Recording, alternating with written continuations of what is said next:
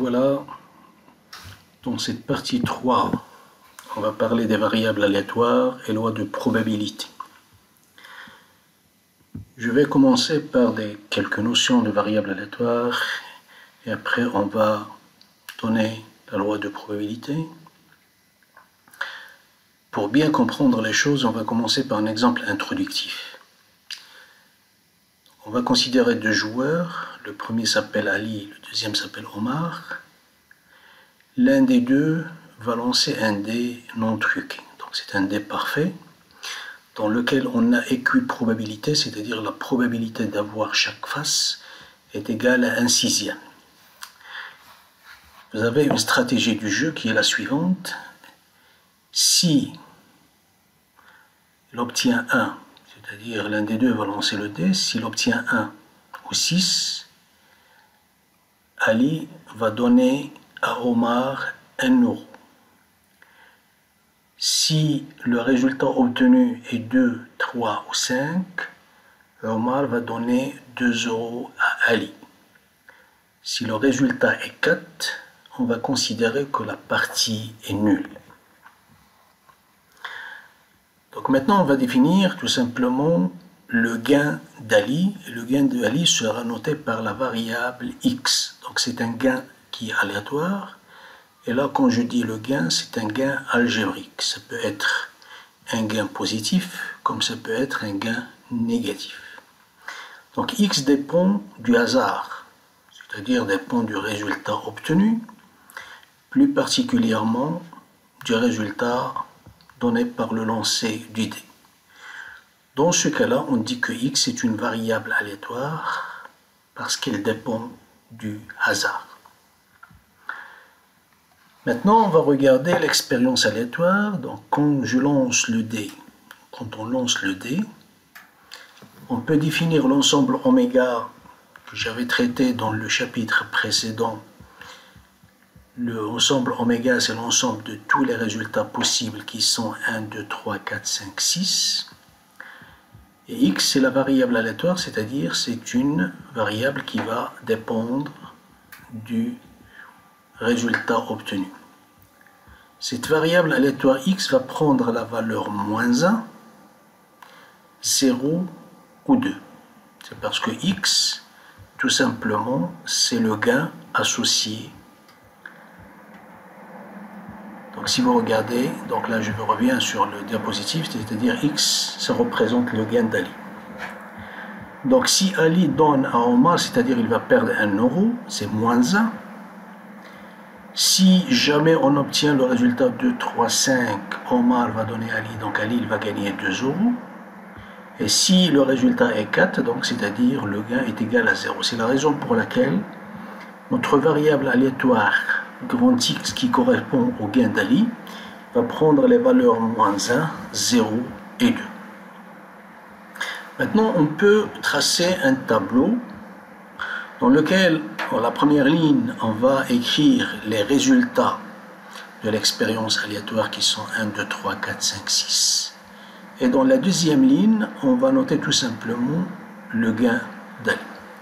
Donc si jamais le résultat c'est 1, donc Ali il va perdre 1 euro. Donc il va donner 1 euro à Omar. Si jamais le résultat est 2, il va gagner 2. Si le résultat est 3, il va gagner 2. C'est 4, c'est-à-dire la partie est nulle. Si le résultat est 5, il va gagner 2. Si le résultat est 6, Ali il va donner 1 euro à Omar, donc il va perdre 1. Voilà, donc là vous avez un tableau dans lequel vous avez tous les résultats possibles et vous avez les valeurs qui sont prises par la variable aléatoire x qui sont -1, 0 et 2.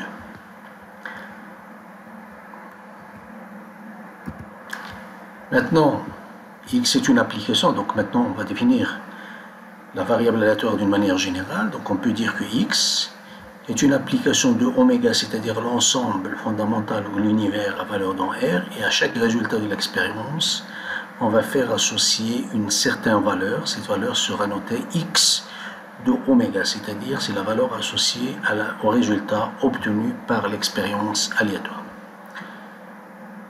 Le dé, maintenant je reviens sur la nature du dé. Comme j'ai dit que le dé est une truquée, c'est-à-dire, entre parenthèses, on peut dire qu'il y a équiprobabilité. Et équiprobabilité, c'est-à-dire les événements élémentaires ont la même chance. Donc la probabilité, donc ici on peut dire dans cette phrase que la probabilité d'avoir 1 c'est la même chose que la probabilité d'avoir 2, etc. c'est la même chose que la probabilité d'avoir 6, qui est égale à 1 sur 6 parce qu'on a une chance sur 6 pour n'importe quelle face.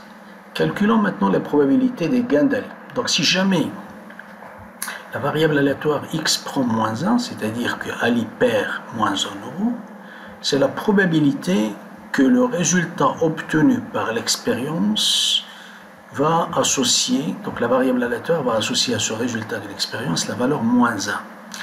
Les résultats de l'expérience pour lesquels on a moins 1, il suffit de regarder le tableau, donc on a moins 1 pour lorsque le dé ne donne 1, et on a moins 1 lorsque le dé ne donne 6. Donc là, vous avez tout simplement, c'est la probabilité d'avoir soit le 1, soit le 6. Donc ça fait 2 chances sur 6, ça fait 1 tiers. La probabilité que x égale 0, c'est-à-dire le gain d'Ali est égal à 0, il faut regarder les résultats de l'expérience pour lesquels la variable aléatoire prend 0, c'est tout simplement le résultat 4. Donc si on regarde le tableau précédent, donc on a 0 qui est donné seulement à partir du résultat 4 du dé. Donc ça fait une chance sur 6.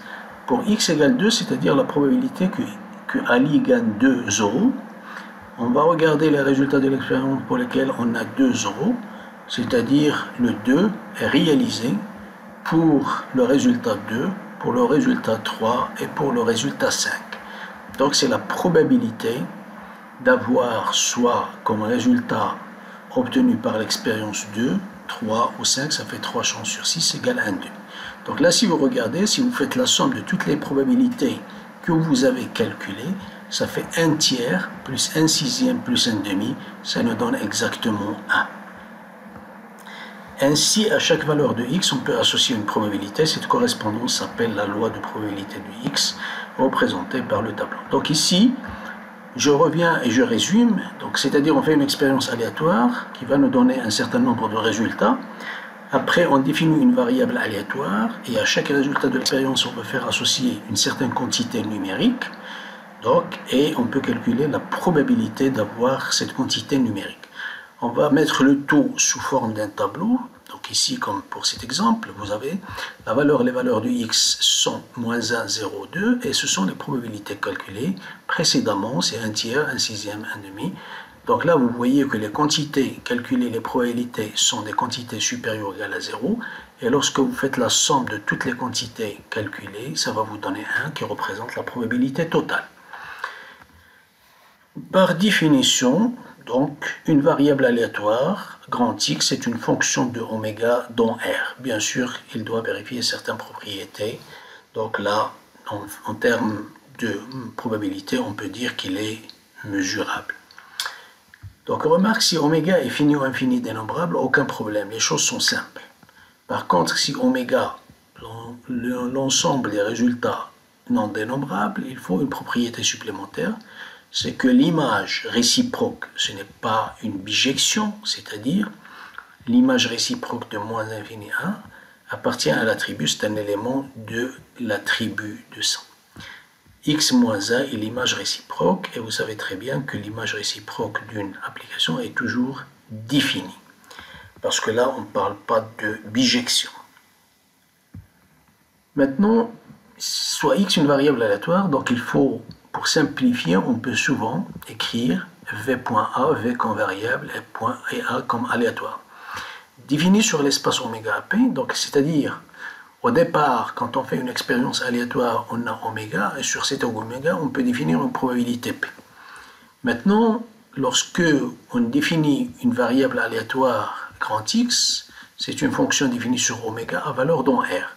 C'est-à-dire cette fonction qui est grand X, il va transporter aussi la probabilité ici vers l'ensemble d'arrivée. Donc, ça va nous donner une nouvelle loi, une nouvelle probabilité, et cette nouvelle probabilité, on la note par P, indice X, c'est-à-dire c'est le transport, ou bien c'est la probabilité P qui a été transportée par la variable aléatoire grand X.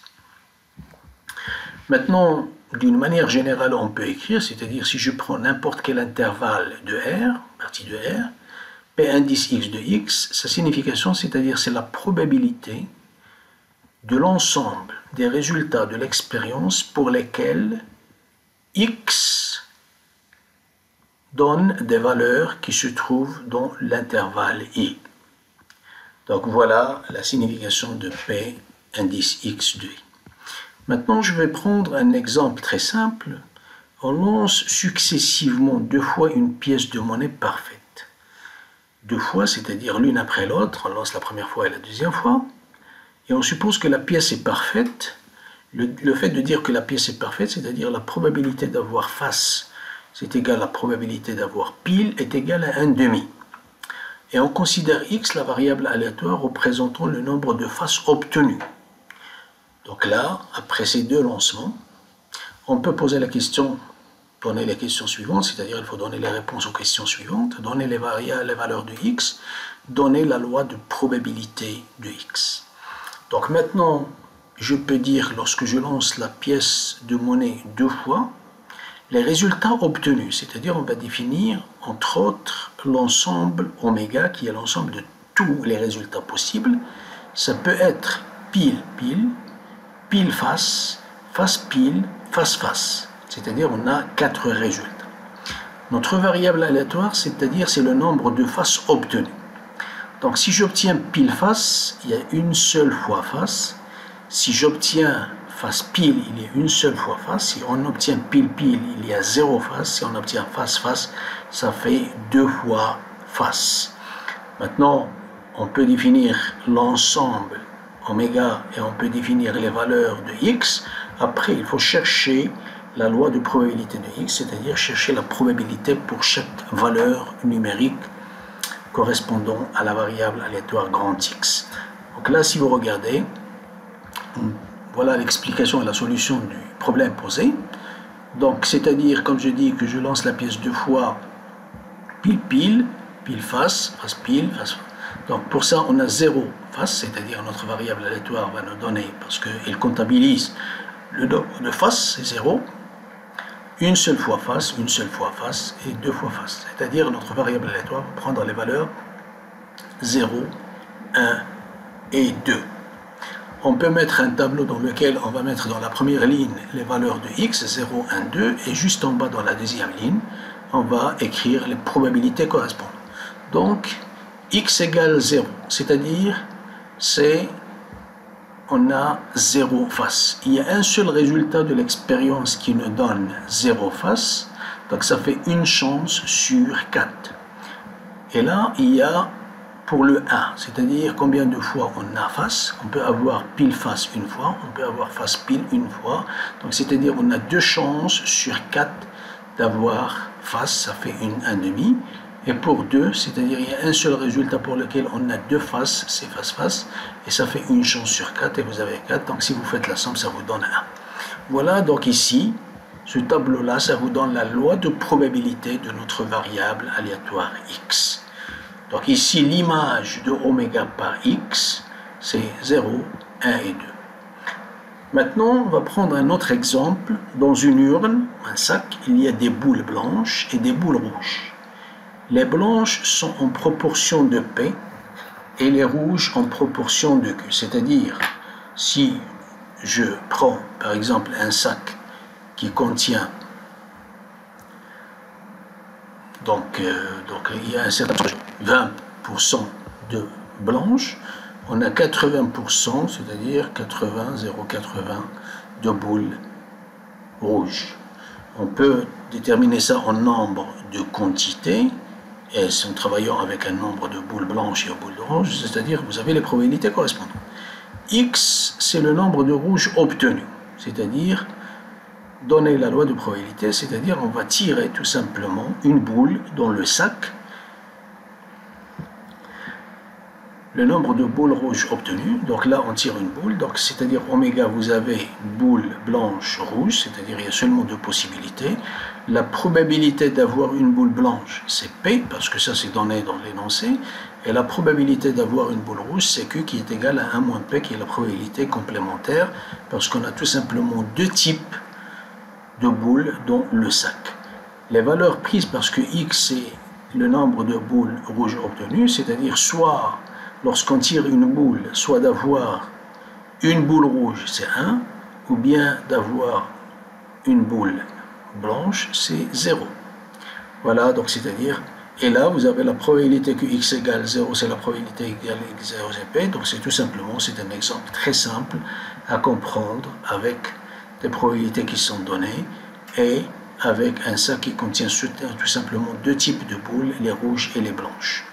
Maintenant, si j'essaie d'écrire le tableau concernant la loi de probabilité, donc les événements élémentaires, c'est-à-dire on a tout simplement, ça c'est la première colonne, ça correspond au résultat de l'expérience blanche-rouge. Les valeurs de x, c'est-à-dire si on a blanche c'est 0, si on a rouge c'est 1, les probabilités c'est P et Q. Et là, c'est-à-dire si je prends seulement les deux dernières lignes, c'est la loi de probabilité de ma variable aléatoire grand X qui est définie à partir d'une certaine expérience aléatoire. On peut maintenant faire une analogie entre variables aléatoires et variables statistiques. La notion de probabilité pour les variables remplace celle de fréquence pour les variables statistiques. C'est tout simplement parce que dans le cas de la statistique descriptive, vous avez donc les pourcentages ou bien les fréquences, et ici vous avez tout simplement, lorsqu'on travaille dans ce cas des variables aléatoires, vous avez des probabilités pour lesquelles, et j'avais déjà dit dans le chapitre concernant le calcul des probabilités que la probabilité c'est tout simplement c'est une quantité fixe, parce que la fréquence c'est un pourcentage qui change en fonction de l'expérience, ou en fonction des valeurs obtenues. Maintenant, une fois qu'on a compris la signification ou le sens de la loi de probabilité, on peut parler d'une certaine fonction, ce qu'on appelle la fonction de répartition d'une variable aléatoire. Alors, maintenant, on fait une expérience aléatoire qui nous donne oméga. Sur ce oméga qui contient l'ensemble de tous les résultats possibles, on peut définir une fonction, ce qu'on appelle variable aléatoire. Vous avez une probabilité. Cette probabilité sera transportée vers l'ensemble d'arrivées qui va nous donner P indice X, c'est ce qu'on appelle la loi de probabilité. Maintenant, on peut définir une fonction de R dans R, pardon, donc là c'est la façon générale, mais normalement c'est de R dans 0, 1, dans l'intervalle 0. Donc cette fonction grand F, c'est une fonction qui est définie de la manière suivante. F de petit x, qui appartient à R, c'est la probabilité que x soit inférieur ou égal à petit x. Donc pourquoi j'ai dit c'est une fonction de R dans 0, 1? Parce que je sais très bien que la probabilité est une quantité qui se trouve tout simplement dans le segment 0,1. C'est-à-dire c'est une probabilité, une quantité qui est supérieure ou égale à 0, inférieure ou égale à 1. Donc f prend ces images seulement dans le segment 0,1. Donc une fonction de répartition, c'est de R dans 0,1 définie de cette manière. Mais c'est une fonction qui vérifie certaines propriétés. La première propriété, c'est que la probabilité que x prend des valeurs qui sont strictement supérieures à A et inférieures ou égales à B, c'est f de B moins f de A. F est une fonction croissante, parce que chaque fois, donc si vous regardez ici d'après la définition, chaque fois que le petit x augmente, la probabilité augmente elle aussi. F de x appartient, c'est ce que je viens de dire. La limite quand x tend vers plus l'infini de la fonction de répartition en x est égale à 1, c'est-à-dire lorsque x tend vers plus l'infini, la fonction de répartition va converger vers 1, et lorsque x tend vers moins l'infini, la fonction de répartition va tendre vers 0. Donc si vous regardez ça, c'est tout simplement, on peut dire que la fonction de répartition va être comprise dans la bande qui est entre 0, c'est-à-dire qui correspond à l'axe des abscisses, et la droite qui passe par la valeur 1. La fonction de répartition permet de calculer toutes les probabilités relatives aux intervalles. Voilà l'intérêt de la fonction de répartition. Maintenant, on va distinguer les cas, c'est-à-dire pour les cas de variables aléatoires discrètes, et on verra par la suite les variables aléatoires continues. Donc une variable aléatoire discrète, c'est une variable aléatoire qui est définie sur oméga à valeur dont R, mais c'est-à-dire l'image de oméga par grand X, c'est tout simplement un ensemble de valeurs finies. Donc ça, on travaille avec une variable aléatoire finie, discrète finie, c'est-à-dire ma variable aléatoire prend tout simplement un nombre fini de valeurs, qui sont x1, x2, xn. Si vous regardez les exemples précédents, j'avais défini plusieurs exemples précédemment, mais c'était des variables aléatoires discrètes finies. Dans le premier cas, c'était tout simplement une variable aléatoire qui prenait les valeurs -1, 0, 2. Après, j'ai donné un autre exemple dans lequel la variable aléatoire prend des valeurs 0, 1, 2, etc. Donc ça, c'est le cas. Maintenant, la loi de probabilité de x est définie par ça, c'est-à-dire les valeurs de x sont x1, x2. Donc là, si je veux définir la loi de probabilité, comme j'ai dit, il suffit de tracer un tableau dans lequel vous avez les valeurs qui sont prises par la variable aléatoire grand X, qui sont x1, x2, xn. Et dans la deuxième ligne, on peut écrire la probabilité associée à P1, à x1, la probabilité associée à x2, la probabilité associée à xn. Donc, c'est-à-dire ici, dans la définition, vous avez les valeurs de x qui sont de 1 à n, et vous avez les probabilités correspondantes. Pi, c'est la probabilité que grand X prend la valeur xi. Donc, si je travaille avec l'indice 1, c'est-à-dire P indice 1, c'est la probabilité que ma variable aléatoire va prendre la valeur x1. Si je prends, par exemple, i est égal à 2, P2, c'est la probabilité que grand X est égal à x2, et ainsi de suite. Donc là, on peut dresser un tableau d'une manière générale. Les valeurs de x sont x1, x2, xn, et vous avez juste en bas les probabilités de chaque valeur, qui sont x1, x2, p1, p2, pn. Et lorsqu'on fait la somme de toutes les quantités, on doit trouver égal à 1 parce que on doit trouver la probabilité totale. Maintenant, la fonction de répartition dans ce cas des variables aléatoires discrètes finies. Donc si, parce que normalement ici vous avez la première valeur c'est x1, la dernière valeur c'est xn. Voilà comment il faut travailler. Si je prends une valeur qui est inférieure à x1, c'est-à-dire là vous voyez, c'est-à-dire une valeur quelconque qui se trouve dans l'intervalle moins l'infini x1, la fonction de répartition va donner 0 à cette valeur. Si je considère une valeur qui est x, qui est comprise entre x1 et x2 strictement, ma fonction de répartition, ça sera tout simplement P1. Parce que ma variable aléatoire va prendre seulement une seule valeur qui est x1.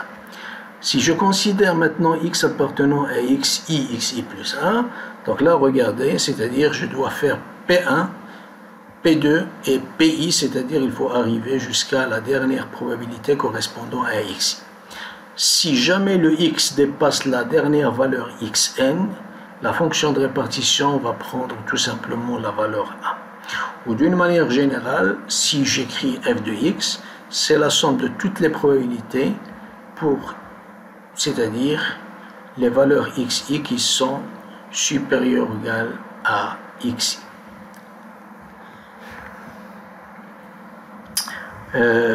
Xi inférieur ou égal à xi. Donc, propriété Pi, c'est f de xi moins f de xi plus 1, moins 1. Maintenant, on va travailler sur un exemple pour mettre en évidence cette fonction de répartition. On va jeter 2 dés non truqués, c'est-à-dire 2 dés parfaits. Et quand on dit non truqué ou bien parfait, c'est-à-dire il y a équiprobabilité. Et je considère x la variable aléatoire qui représente la somme des points obtenus par les 2 dés. Donc là, vous savez, si vous prenez, donc c'est-à-dire ici on peut, les résultats obtenus par le lancer des 2 dés, ça va être sous la forme de 1, 1, 1, 2, 1, 3, etc., 1, 6, 2, 1, 2, 2, 2, 6, etc., jusqu'à la fin, 6, 1, 6, 2, 6, 6. On obtient tout simplement 36 résultats de l'expérience. Maintenant, ma variable aléatoire grand X, c'est la somme des points obtenus. Donc si les 2D me donnent le résultat 1, 1, donc X va prendre la valeur 2. Si jamais les 2D me donnent un 5, c'est-à-dire la variable aléatoire grand X va prendre la valeur 6. Si les 2D me donnent le résultat 6, 4, ma variable aléatoire va prendre la valeur 10.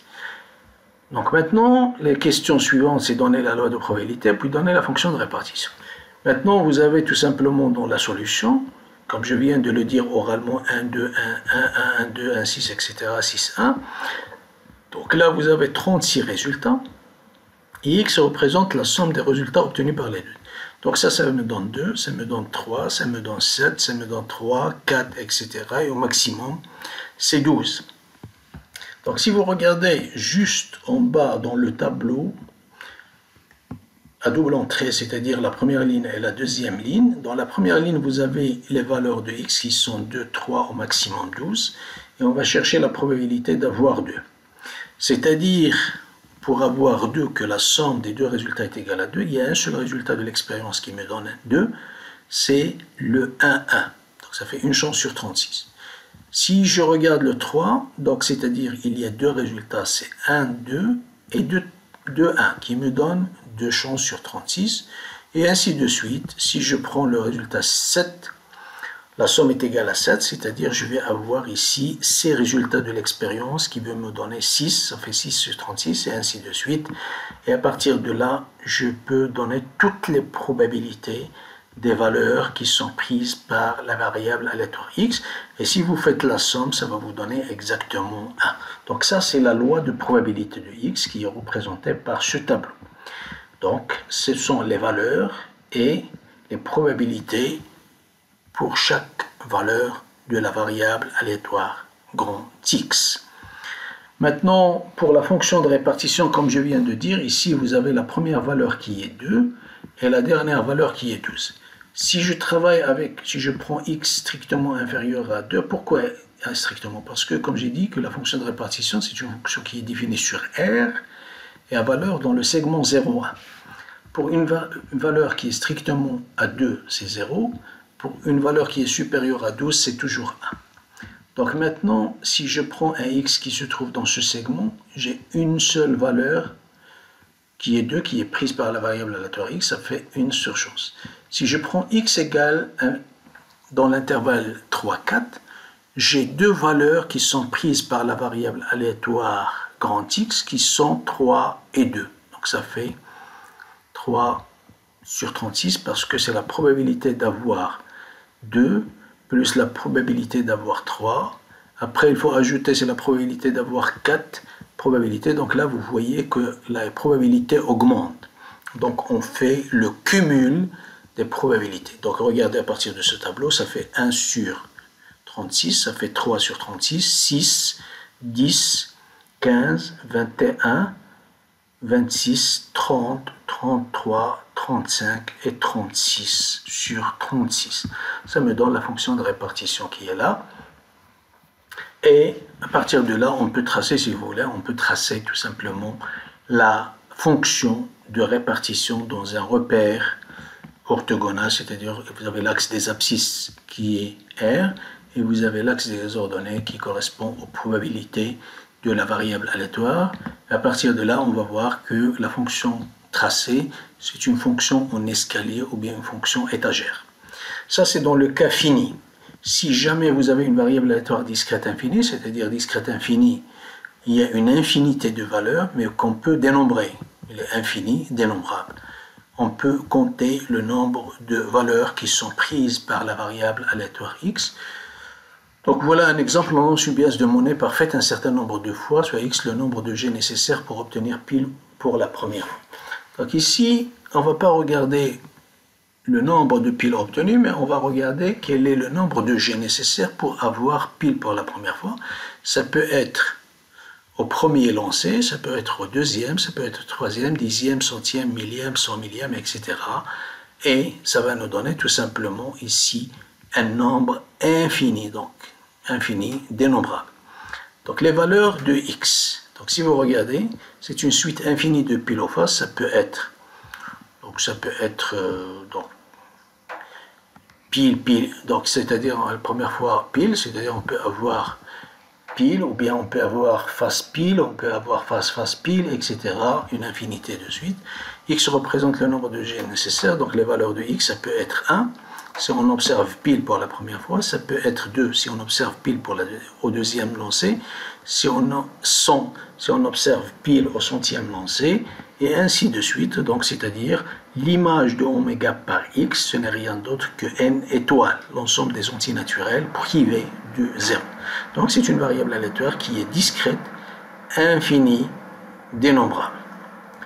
Maintenant, la loi de probabilité, comme j'ai dit tout à l'heure, c'est-à-dire on peut représenter la loi de probabilité sous forme d'un tableau avec les valeurs prises par la variable aléatoire x qui sont 1, 2, 3, k, etc. parce qu'il y a une infinité de valeurs. Et juste en bas, vous avez les probabilités. Donc, pour le 1, on a une chance sur 2. Pour avoir pile au deuxième lancé, c'est 1 sur 4. Pour avoir pile au troisième lancé, c'est 1 huitième. Pour avoir pile au quatrième lancé, c'est 1 demi à la puissance k, etc. Et si vous faites la somme de 1 sur 2 à la puissance k, ça vous donne 1. Donc ça, c'est une suite géométrique, une suite infinie géométrique, donc de raison 1 demi. Et ça, c'est la somme d'une suite géométrique de raison 1 demi qui est égale à 1. Pour la fonction de répartition, on fait la même chose. Strictement inférieur à 1, c'est 0. 1 demi, etc. C'est-à-dire 0, 1 demi. Et là, ça fait 1 demi plus 1 quart, ça fait 3 quarts. Et ça monte, ça monte, ça monte. Et à la fin, on va arriver tout simplement à la valeur 1. Maintenant, on va arrêter ici, parce que là, j'ai tout simplement donné le cas des variables aléatoires discrètes. Et je vais faire par la suite une autre vidéo dans laquelle je vais traiter le cas des variables aléatoires continues. Et dans le cas des variables aléatoires continues, c'est-à-dire c'est un cas qui est très facile et très simple parce qu'on va travailler avec des densités de probabilité. Et je vais vous montrer par la suite quel est l'intérêt des densités de probabilité.